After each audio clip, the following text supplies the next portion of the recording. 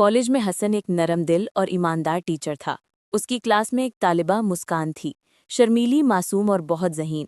شروع میں دونوں کے درمیان بس احترام تھا، مگر وقت کے ساتھ مسکان کی مسکراہٹ، سوال پوچھنے کا انداز اور حسن کے سامنے آ کر رک جانا دونوں کے دلوں میں عجیب سی کشش پیدا کرنے لگا۔ ایک بار بارش میں مسکان رک گئی، حسن نے اسے گھر چھوڑا۔ راستے میں مسکان نے ہلکی آواز میں کہا، سر، آپ میرے لیے بہت خاص ہیں۔ حسن نے گہری سانس لیتے ہوئے جواب دیا، مسکان، تم بھی میرے دل کی خاص جگہ بن گئی ہو۔ یہ دن دونوں کے دل بدل گیا۔ جلدی مسکان نے پڑھائی مکمل کی اور حسن نے عزت کے ساتھ رشتہ بھیج دیا جو قبول کر لیا گیا۔ یوں ٹیچر اسٹوڈنٹ کی محبت خوبصورت شادی میں بدل گئی۔ شادی کے بعد حسن اور مسکان ایک پرسکون، محبت بھری زندگی گزار رہے تھے۔ ہنسی، چائے، مذاق، گھر جنت بن گیا تھا۔ ایک دن مسکان کی طبیعت بگڑ گئی۔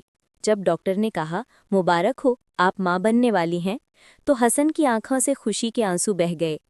9 مہینے محبت، خیال، دیکھ بھال اور آخر کار ہسپتال میں ایک ننھے بیٹے کی پیدائش ہوئی۔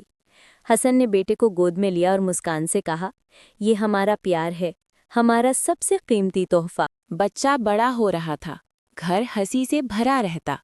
راتوں کی نیند، تھکن، شور، سب کچھ تھا، مگر ہر لمحہ خوشی سے بھرپور۔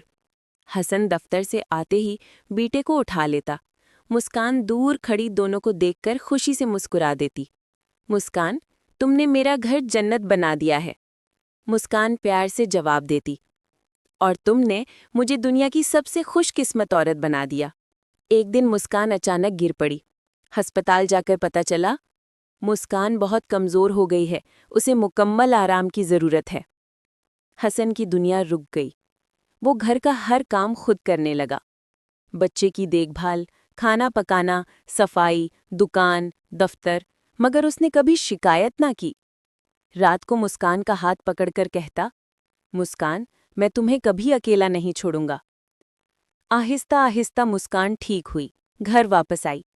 حسن نے اسے بیٹھاتے ہوئے کہا، تم میرا فخر ہو مسکان، میں ہر مشکل میں تمہارا ساتھی ہوں۔ مسکان کی آنکھیں نم ہو گئی۔ حسن، یہی تو اصل محبت ہے۔